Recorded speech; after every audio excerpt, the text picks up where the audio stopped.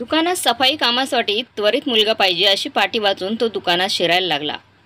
तसं सिक्युरिटी गार्डने त्याला अडवलं. काय पाहिजे? त्याने शांततेने बोर्डकडे बोट दाखवलं. गार्ड समजला. आत हात दाखवून म्हणाला, राजू शेठ समोरच बसलेत, त्यांना भेटून घे. अस्वस्थ मनाने तो आत शिरला. समोरच काउंटरवर राजू शेठ कस्टमरकडून पैसे घेण्यात गुंतले होते. कस्टमर गेल्यावर त्यांची नजर त्याच्यावर पडली. बोला ते, तुम्हाला साफसफाई कामासाठी मुलगा पाहिजे आहे ना? हो. तू करणार आहेस का ते काम? त्याने मान डोलवली. राजू शेठने त्याच्याकडे निरखून पाहिलं. 15-16 वर्षांचा गोरा गोमटा स्मार्ट मुलगा होता. कपडे मात्र साधारण होते. दुकानाच्या साफसफाई कामासाठी योग्य आहे असं त्यांना वाटेना. पण 3 दिवसापासून सफाईसाठी माणूस नव्हता. त्यामुळे दारी आलेल्या माणसाला परत पाठवणे त्यांना योग्य वाटत नव्हतं. तुझं नाव? प्रदीप. वडील काय करतात? रिक्षा चालवतात. कुठे राहतोस? समतानगर. ठीक आहे. 3000 रुपये देऊ तुला महिन्याला. खाडे करायचे नाहीत. खाड्यांचे पैसे आम्ही कापून घेतो. हो चालेल, तो म्हणाला. तेवढ्यात ग्राहक असल्यामुळे राजू शेठ ओरडून म्हणाले, अरे भास्कर, याला दुकान दाखवून दे. काम समजावून सांग. भास्कर आला. त्याने प्रदीपला ते 3 मजली भव्य दुकान दाखवलं. तुला सकाळी 8 वाजताच यावं लागेल. फ्लोरिंग, काचेची कपाटं, काउंटर्स, वॉशरूम सगळं साफ करावं लागेल तुला.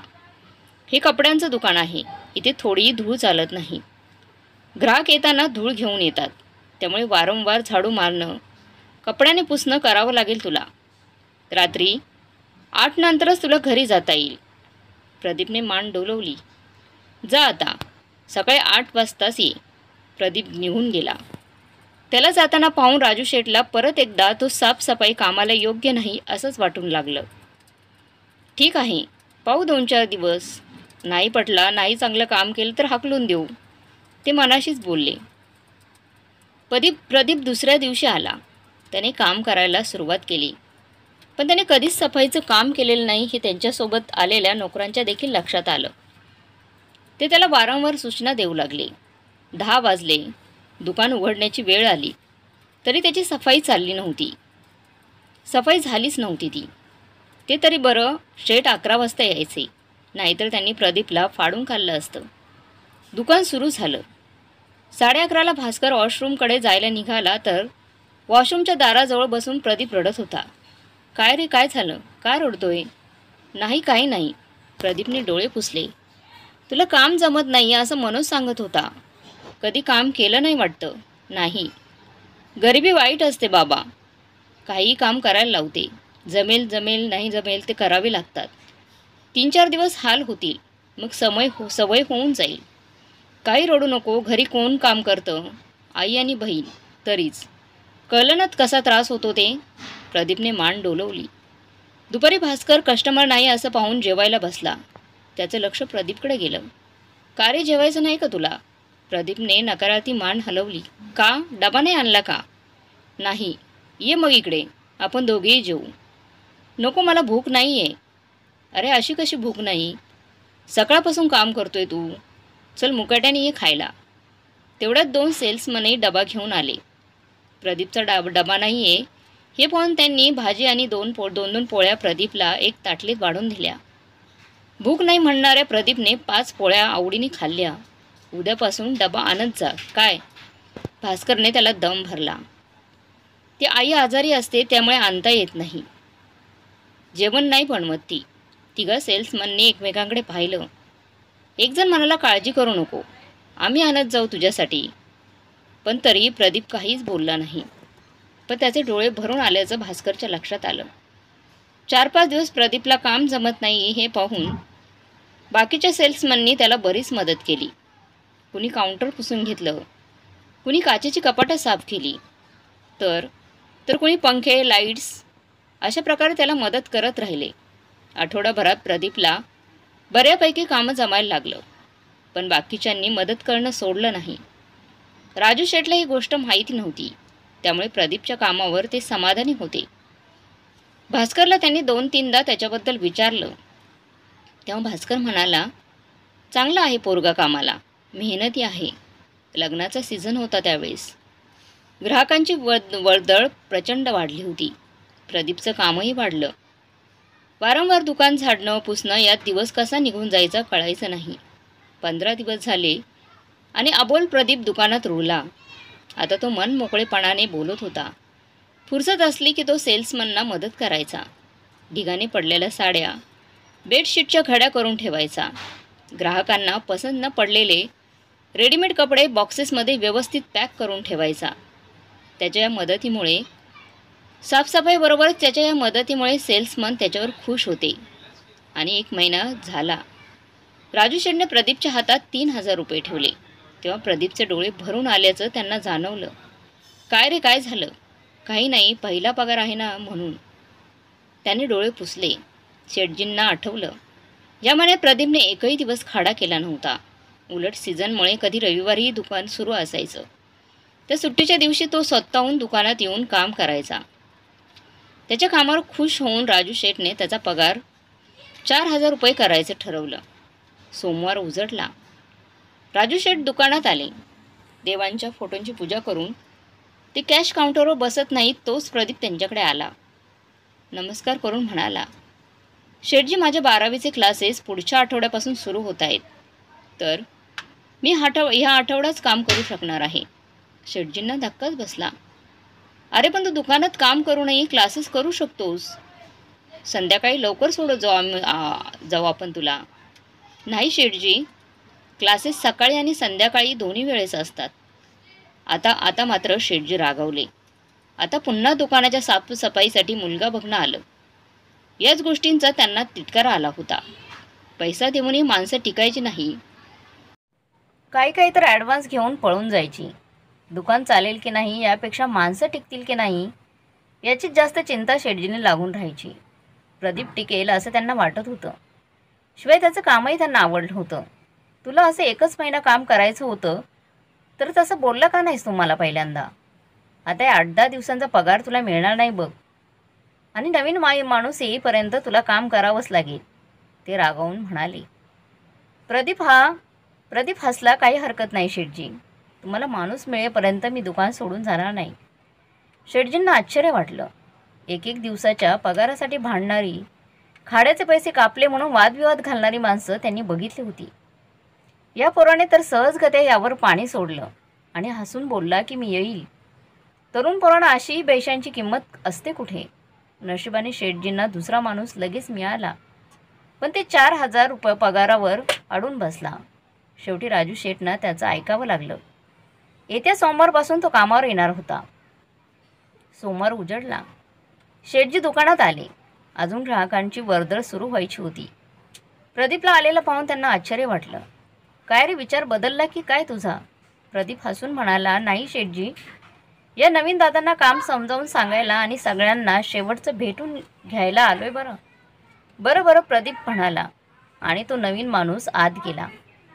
शेठजी खुर्चीवर बसत नाहीत तोच एक आलिशान कार दुकानासमोर येऊन उभी राहिली. आजची सकाळ एका दांडग्या ग्राहकाने सुरू होणार याचा शेठजींना आनंद झाला. बोला साहेब. ती व्यक्ती आत आल्यावर शेठजी म्हणाले, प्रदीपला घ्यायला आलोय. शेठजींनी पुन्हा एकदा कारकडे पाहिलं. एका मामूली सफाई कामगाराला घेण्यासाठी हा रुबाबदार माणूस एवढे आलिशान कार घेऊन यावा? या माणसाकडे तर प्रदीप कामाला लागला नाही. प्रदीप तुमच्याकडे कामाला लागला की काय? त्यांनी साशंक मनाने विचारलं. नाही, प्रदीप मुलगा आहे माझा. काय? प्रदीप तुमचा मुलगा आहे? तेवढ्यात प्रदीप बाहेर आला. आल्याला त्याने वेगाने धावत जाऊन त्या माणसाला मिठी मारली. पप्पा, त्या माणसाने त्याला मिठीत घेतलं आणि तो ढसढसा रडू लागला. सगळे सेल्समन नोकर जमा झाले. प्रदीपही रडत होता. हे काय गौड बंगाल आहे हे कुणाला कळेना. थोड्या वेळाने प्रदीप जरा बाजूला झाला तसा तो माणूस म्हणाला, शेठजी, मी ओंकारनाथ. माझी धुळ्यात चटईची फॅक्टरी आहे. 2 इंडस्ट्रीयल वर्कशॉप आहेत. अगोदर मी एक कामगार होतो. मेहनतीने आणि देवाच्या कृपेने फॅक्टरीचा मालक झालो. मी गरिबी पाहिली आहे. कित्येक दिवस उपाशी राहून आयुष्य काढलं आहे. पण आपली मुलं तोंडात चांदीचं चमचा घेऊन जन्माला आलीत. त्यांना पैशाची, श्रमाची कसलीच किंमत नाही आहे. हा माझा अति लाडवलेला मुलगा माझ्या फॅक्टरीत यायचा. तिथल्या कामगारांवर रुबाब करायचा. लहान मोठा बघायचा नाही, वाटेल ते बोलायचा. माझ्या कानावर हे गोष्टी आल्या होत्या. पण एकुलत्या एका मुलावरच्या प्रेमापोटी मी चूप बसायचो. एक दिवस त्याने मर्यादाच ओलांडली. आमच्या सफाई कामगाराला वॉशरूम नीट साफ केलं नाही म्हणून सगळ्या कामगारांसमोर त्याने शिव्या दिल्या. उलटसुलट बोलला. साठी उलटलेला तो माणूस, त्याच्या मनाला ते लागलं. तो माझ्याकडे रडत आला आणि मग माझा हिशोब करून टाका, मला आता इथे राहायचं नाही आहे असं म्हणू लागला. माझं डोकं सरकलं. मी याला बोलवलं, म्हाताऱ्याची माफी मागायला लावली. तर हा आपल्या मस्तीतच सरळ माफी मागणार नाही म्हणाला. मी उठून त्याच्या मुस्कटात मारली आणि त्याला म्हणालो की तुझ्यात एवढी मगरुरी आहे ना, तर तुम्हाला महिनाभर सफाईचं काम करून दाखव. त्याने माझं चॅलेंज स्वीकारलं. पण आपल्याच फॅक्टरीत सफाई करण्याची त्याला लाज वाटत होती. मग मला म्हणाला की मी जळगावला जातो आणि तिथे काम पाहतो. मी संतापात होतो. म्हणालो तू कुठेही जा, पण हेच साफसफाईचं काम तुला करावं लागेल आणि महिन्याने मला सांगायचं कसं वाटतं ते. आणि हो, तुझं खाणं पिणं राहणं सगळं तुझं तू बघायचं. मी त्यासाठी एक पैसाही तुला देणार नाही. त्याच्या एका गरीब शाळकरी मित्राचा मित्र जळगावच्या समता नगरात राहतो. त्याच्याकडे तो आला. तुमच्या दुकानात कामाला लागला. मला फोन करून त्याने हे सांगितलं. मला वाईट वाटलं. शेवटी बापाचं मन ते. पण म्हटलं उतरू दे त्याची मस्ती. अशी त्याला सुट्टीच होती. रिकाम्या टवळक्या करण्यापेक्षा आयुष्य किती खडकर आहे हे तरी शिकेल. म्हणून मी काही चौकशी केली नाही. मागच्या आठवड्यात त्याचा फोन आला. खूप रडला आणि म्हणाला मी आता खूप सुधारलो आहे. मी आठवड्याने परत येतो घरी. मी म्हटलं मीच येतो तुझ्याकडे. बघतो तुझं दुकान आणि तो काय काय काम करतो होता ते. म्हणून आज मी ते बघायला आलो आणि त्याला घ्यायला आलोय. राजू शेठ ते ऐकून अवाक झाला. म्हणाले तरीच मला वाटत होतं की हा मुलगा सफाईच्या कामाला योग्य नाही आहे. पण हा काम तर खूप छान करत होता. प्रदीप हसला. नाही शेठजी, मला सुरुवातीला काहीच काम जमत नव्हतं. पण या सगळ्या काकांनी मला खूप मदत केली. मी डबा आणत नव्हतो कारण मित्राची आई खरंच आजारी असायची. पण महिनाभर यांनी त्यांच्या घासातला घास मला भरवला. माझ्याकडून खूप चुका व्हायच्या, पण ते माझ्यावर कधी रागवले नाहीत. मला त्यांनी सांभाळून घेतलं. प्रदीप परत रडायला लागला. तसं भास्करने त्याला जवळ घेतलं. अरे बेटा, आपण सगळेच पोट पाण्यासाठी नोकरी करतो ना, मग आपण एकमेकांना सांभाळून घ्यायला नको का? हो काका, पण मला हे समजत नव्हतं. आता ते कळायला लागले. पप्पा, तुम्ही मला म्हणत होते ना की मला पैशांची श्रमाची किंमत नाही. पण मला इथं आल्यावर मेहनतीची, पैशांची, माणसांची, अन्नाची, सगळ्याचीच किंमत कळायला लागली आहे पप्पा. शेटजींचंच पहा ना. त्यांची 3 मोठी दुकानं जळगावात आहेत. पण त्यांना कसलाही गर्व नाही. ते कुणाशी कधी वाईट वागले नाहीत. त्यांच्या घरी काही कार्यक्रम झाला की ते दुकानात सगळ्यांना मिठाई वाटतात. बेटा, हेच मला हवं होतं. तुला ते कळलं यातच मला समाधान वाटते. चला साहेब, तुम्हाला दुकान दाखवतो. राजू शेठ प्रदीपच्या वडिलांना म्हणाले. आणि भास्कर, जरा सगळ्यांसाठी मिठाई घेऊन यायला सांग. आज एक बिघडलेला मुलगा माणसात आला. मलाही खूप आनंद होतोय. शेठजी, एक विनंती आहे, भास्कर म्हणाला. बोल. आमच्या सगळ्या सेल्समनकडून प्रदीपला पॅन्ट शर्टचं कापड द्यायचं म्हणतोय. त्याचे पैसे आमच्या पगारातून कापून घ्या. अरे वा, चालेल. मग अजून एक काम कर. प्रदीपला त्याच्या आवडीचा एक टी-शर्ट काढून दे. माझ्याकडून प्रदीपला गिफ्ट. ते भव्य दुकान पाहून प्रदीपच्या वडिलांना प्रदीपच्या मेहनतीची कल्पना आली. मिठाई खाऊन झाल्यावर ते म्हणाले, चला मंडळी, आता निघण्याची वेळ झाली आहे. तुम्ही सर्वांनी माझ्या या नाठाळ मुलाला सांभाळून घेतलं त्याबद्दल तुमचं मनापासून आभार. आणि हो, पुढच्या महिन्यात प्रदीपचा वाढदिवस आहे. तुम्ही सगळ्यांनी धुळ्याला पार्टीला जरूर यायचं आहे. गाडी करूनच या सगळे. खर्चाची काळजी करू नका. गाडीचा खर्च मी करेन. प्रदीप उठला. सगळ्या सेल्समनाने नोकरांच्या पाया पडला. सगळ्यांनी मिळून त्याला पॅन्ट शर्टचं कापड दिलं. मग शेठजींच्या पाया पडायला आला. तसे शेठजी त्याला जवळ घेऊन आणि त्याच्या हातात टी-शर्ट देत म्हणाले, बेटा, तुझ्या वडिलांनी आणि तूही नव्या पिढीसाठी एक आदर्श घालून दिलाय. भावी आयुष्यासाठी तुला खूप खूप शुभेच्छा. प्रदीप आणि त्याचे वडील गाडीत जाऊन बसले. तसे सर्व सेल्समन उदास मनाने त्यांना निरोप द्यायला बाहेर आले. गाडी निघाली. निरोपाचे हात हलले. प्रत्येकजण आत येऊन आपापल्या कामाला लागले. शेठजींना काउंटरवर बसल्यावर आपल्या अशाच बिघडलेल्या मुलाची आठवण झाली. सध्या तो पुण्यात इंजिनिअरिंग करत होता. तो करत असलेले रंगढंग, त्याला लागलेले व्यसन त्यांच्या कानावर आलं होतं. त्याला सुधारण्यासाठी प्रदीपसारखं काही करता येईल का याच्या विचारात ते घडून गेले. तर मग मित्रांनो, तुम्हाला ही स्टोरी कशी वाटली आणि प्रदीपच्या वडिलांनी त्याला दिलेली शिक्षा तुम्हाला कशी वाटली? या आजकालच्या मुलांना अशी शिक्षा देणं खरंच गरजेचं आहे का? तुम्हाला काय वाटते कमेंट बॉक्समध्ये नक्की कळवा. आणि आजची कथा चांगली वाटली असेल तर लाईक, शेअर, सबस्क्राईब नक्की करा. धन्यवाद.